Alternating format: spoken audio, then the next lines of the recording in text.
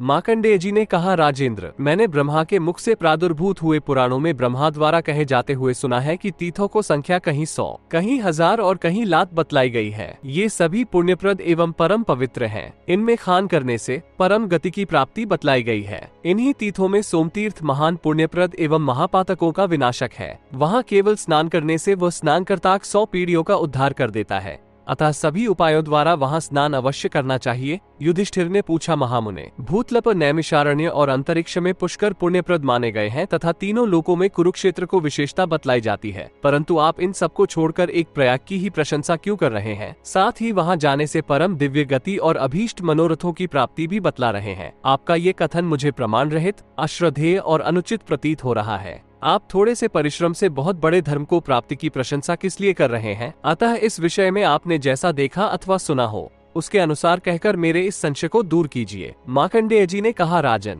जो श्रद्धाहीन है तथा जिसके चित्त पर पाप ने अपना स्वत्व जमा लिया है, ऐसे मनुष्य की आंखों के सामने जो बात घटित हो रही है उसे अश्रद्धेय तो नहीं कहना चाहिए। अश्रद्धालु, अपवित्र, दुर्बुद्धि और मांगलिक कार्यों से विमुख ये सभी पापी कहलाते हैं। ऐसा प्रतीत होता है कि मानो तुम्हारे सिर पर भी कोई पाप सवार है, जिसके कारण तुमने ऐसी बात कही है। अब प्रयाग का महात्म्य जैसा मैंने देखा अथवा सुना है उसे बतला रहा हूँ। सुनो, जगत में जो बात प्रत्यक्ष अथवा परोक्ष रूप में देखी अथवा सुनी गई हो उसे शास्त्रों द्वारा प्रमाणित कर अपने कल्याण कार्य में लगाना चाहिए। जो ऐसा नहीं करता वो कष्टभागी होता है और उसे योग की प्राप्ति नहीं होती। ये योग हजारों युगों या जन्मों में किन्हीं मनुष्यों को सुलभ होता या नहीं भी होता है। जो मनुष्य सभी प्रकार के रथ ब्राह्मणों को दान करता है, परंतु उस दान के प्रभाव से भी उसे उस योग की प्राप्ति नहीं होती, किंतु प्रयाग में मरने वाले को वो सब कुछ सुलभ हो जाता है, उसमें कुछ भी विपरीतता नहीं होती। भारत में इसका प्रधान कारण बतला रहा हूँ, उसे श्रद्धा पूर्वक सुनो। जैसे ब्रह्म सभी प्राणियों में सर्वत्र विद्यमान रहता है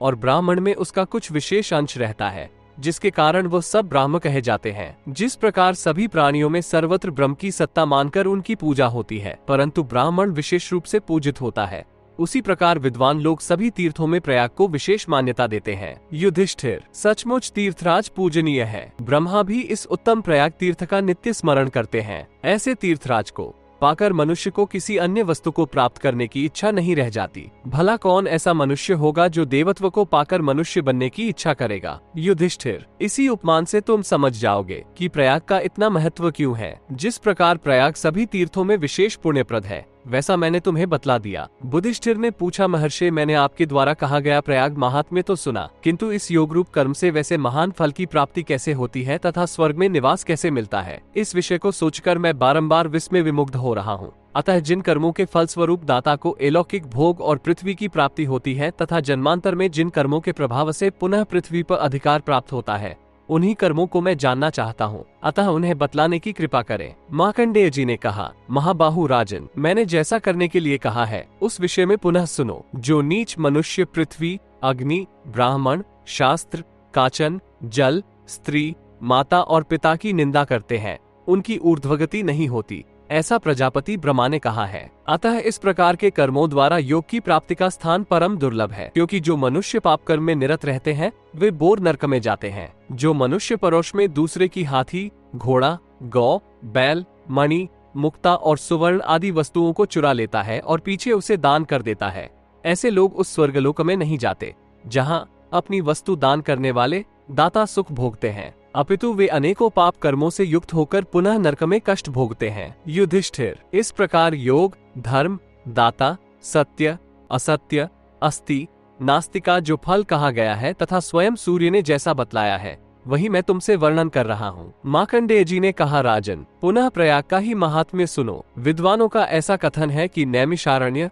पुष्कर, गोतीर्थ, सिंधु सागर, गया तीर्थ, धेनुक, गया के पास का एक तीर्थ और गंगा सागर, ये तथा इनके अतिरिक्त 3,10,00,000 जो अन्य तीर्थ हैं, वे सभी एवं पुण्यप्रद पर्वत प्रयाग में नित्य निवास करते हैं। यहाँ 3 अग्निकुंड भी हैं, जिनके बीच से संपूर्ण तीर्थों द्वारा नमस्कृत गंगा प्रवाहित होती हुई प्रयाग से आगे निकलती है। उसी प्रकार तीनों लोकों में विख्यात लोक भाविनी सूर्यपुत्री यमुना देवी यहाँ गंगा के साथ सम्मिलित हुई हैं। गंगा और यमुना का यह मध्य भाग पृथ्वी का जघन स्थल कहा जाता है। राज सिंह, भूतल, अंतरिक्ष और स्वर्गलोक सभी जगह में कुल मिलाकर 3.5 करोड़ तीर्थ हैं, परंतु वे सभी प्रयाग स्थित गंगा की 16वीं कला की भी समता नहीं कर सकते। ऐसा वायु ने कहा है। अतः गंगा की ही प्रधानता मानी गई है। प्रयाग में झुंसी है। यहाँ कंबल और अश्वतर नामक दोनों नागों का निवास स्थान है। यहाँ जो भोगवती तीर्थ है वो प्रजापति ब्रह्म की वेदी है। युधिष्ठिर, वहाँ शरीरधारी वेद एवं यज्ञ तथा तपोधन महर्षिगण ब्रह्मा को उपासना करते हैं। भारत, वहाँ देवगण तथा चक्रवर्ती सम्राट यज्ञों द्वारा यजन करते रहते हैं। विभो, तीनों लोकों में प्रयाग से बढ़कर अन्य कोई तीर्थ नहीं है। सबसे अधिक प्रभावशालिनी महाभागा गंगा जहाँ वर्तमान है वो देश तपो में श्रेष्ठ सत्व से युक्त है। इस गंगा तटवर्ती क्षेत्र को सिद्ध क्षेत्र जानना चाहिए। इस महात्म्य को सत्य मानना चाहिए और साधुओं तथा अपने मित्रों एवं आज्ञाकारी शिष्यों के कान में ही इसे बतलाना उचित है। ये प्रयाग महात्म्य धन्य, स्वर्गप्रद, सत्य, सुखदायक, पुण्यप्रद, धर्म संपन्न, परम पावन, श्रेष्ठ धर्म स्वरूप और समस्त पापों का विनाशक है। यह महर्षियों के लिए भी अत्यंत गोपनीय है। इसका पाठक द्विज, ब्राह्मण, क्षत्रिय, वैश्य पाप रहित हो स्वर्ग को प्राप्त कर लेता है। जो मनुष्य पवित्रता पूर्वक इस अविनाशी एवं पुण्यप्रद तीर्थ महात्म्य को सदा सुनता है उसे जाति स्मरत्व, जन्मांतर स्मरण की प्राप्ति हो जाती है और वो स्वर्गलोक में आनंद का उपभोग करता है। कौरव कुल श्रेष्ठ युधिष्ठिर, शिष्ट पुरुषों का अनुकरण करने वाले सत्पुरुष ही इन तीर्थों में पहुंच पाते हैं।